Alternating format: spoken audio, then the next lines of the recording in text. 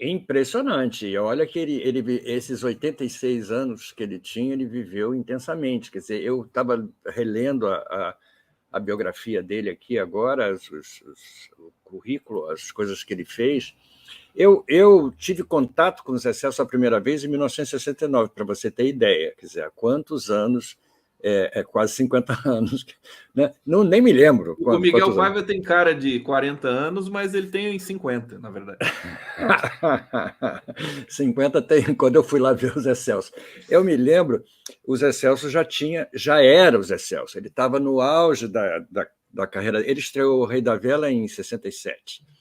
Então, em 69, ele estava em pleno sucesso. O Teatro Oficina estava no auge.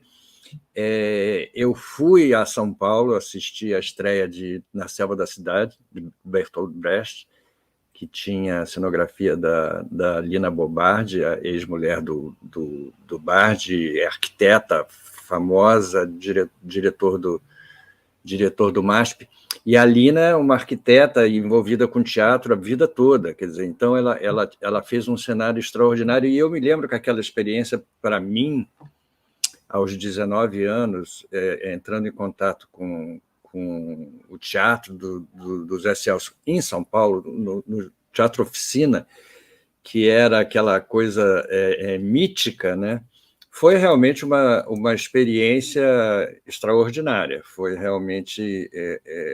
eu levei um susto, porque o espetáculo era muito forte. Não era a coisa enlouquecida do Rei da Vela, porque o Rei da Vela eu assisti depois, e o Rei da Vela foi uma transformação, realmente. O Rei da Vela foi uma tomada de posição anárquica em relação, e tropicalista, digamos assim, em relação ao teatro, que nunca tinha sido feita. E o Zé Celso estava cercado de gente fantástica, né, que trabalhava com ele, entendeu? E isso ajudou muito a criar essa fantástica ideia do teatro enlouquecido como era o dele, e muito sério ao mesmo tempo. Eu vi o Pequenos Burgueses dele, vi Galileu Galilei, que era um espetáculo lindo, entendeu? Sóbrio. Então foram coisas realmente muito importantes. Depois eu passei um tempo afastado do teatro que ele fazia, sempre acompanhando o que ele fazia em São Paulo. Ele teve aquela briga toda pela posse do teatro com o Silvio Santos, e depois ele fez o filme O Rei da Vela, que eu vi também. Quer dizer, era uma... E agora, recentemente, o casamento dele, que foi uma O casamento festa... dele foi uma espécie de obra também. Foi uma coisa enlouquecida, foi uma espécie de despedida, foi uma morte trágica, não há dúvida, porque não estava prevista, por mais que ele estivesse idoso, por mais que ele estivesse com problemas, ele estava feliz, ele estava casando, quer dizer, então ele estava no auge da vida dele, pleno ainda, entendeu, do que ele fazia, apesar da idade, a gente vê as imagens aqui, a energia que ele tinha, né?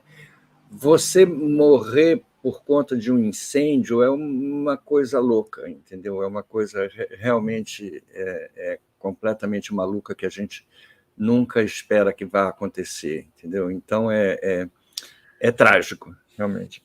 Trágico, né? Pelas condições ali, ser um acidente difícil de acontecer com aquecedor elétrico, né? Vamos Pois é. aguardar também, porque deve ter algum tipo de investigação nesse sentido para a Eu gente acredito que sim. segurar, né, esse processo aí. Tava ali com ele o marido dele, né, no momento. Eles moravam no mesmo apartamento, mas em apartamentos separados, né? No mesmo prédio, No mas em mesmo apartamentos... prédio, né? No mesmo exatamente. andar, né? Em apartamentos separados, se eu não me engano.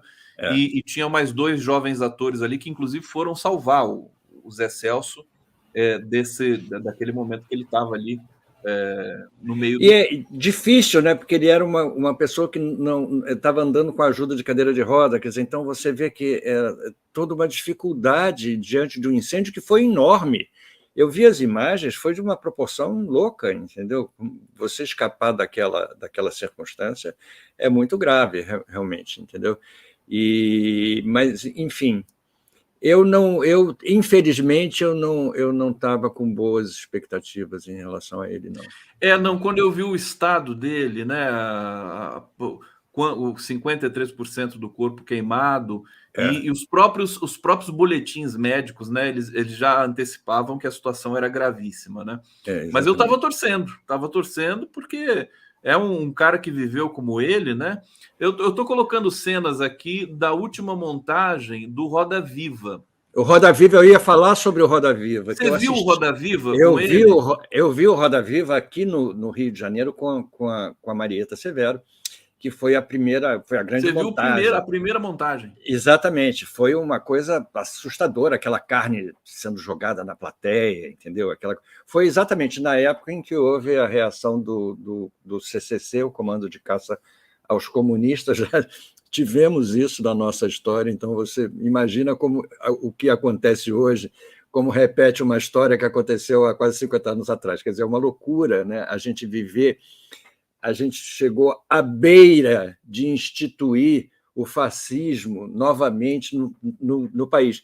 Uma montagem teatral foi atacada, os atores foram agredidos fisicamente. Quer dizer, então você eu pensar que eu vivo num país que convive com isso é uma loucura. É inacreditável, mas é verdade, entendeu? E isso aconteceu, os atores atacaram uma montagem teatral. Quer dizer, então são essas coisas que só um país como o Brasil mantém na sua história, entendeu? É uma vergonha, realmente, que a gente sente. Ô Miguel, olha que bonito o Zé Celso aqui atrás de mim. Essa imagem dele é linda. Essa imagem dele é linda, é o Rei da Vela, né? Sobre o Rei da Vela, o que você pode dizer para a gente mais um pouquinho? Olha, eu acho que desde o texto, né, que o Oswald de Andrade escreveu, se não me engano, em 1933, então você vê a ousadia, né, desse texto, e o Zé Celso só foi montá-lo 34 anos depois, quer dizer, então você vê esse texto ficou esquecido, proibido, teve o Estado Novo, teve uma série de coisas aí onde esse texto ficou engavetado. E a montagem do Zé Celso é extremamente fiel ao texto e acrescenta uma outra visão quase que apocalíptica, né, desse universo brasileiro, entendeu? Eu acho que só o Zé Celso, e ele era bem jovem nessa época, quer dizer, ele tinha toda a ousadia. A Selva das Cidades era um espetáculo um pouco mais sóbrio, entendeu? Apesar de ousado também, era um Brecht, então tinha um compromisso mais sério. Mas a Selva das Cidades, mas o Rei da Vela, montado antes, foi uma anarquia, foi uma grande festa onírica, teatral, crítica, tudo junto. Quer dizer, era uma apoteose. O Dioniso, né? Ele trouxe o Dioniso, é o grande representante de Dioniso no Brasil. E o Brasil é um país dionisíaco por natureza, né? E ele era totalmente, entendeu?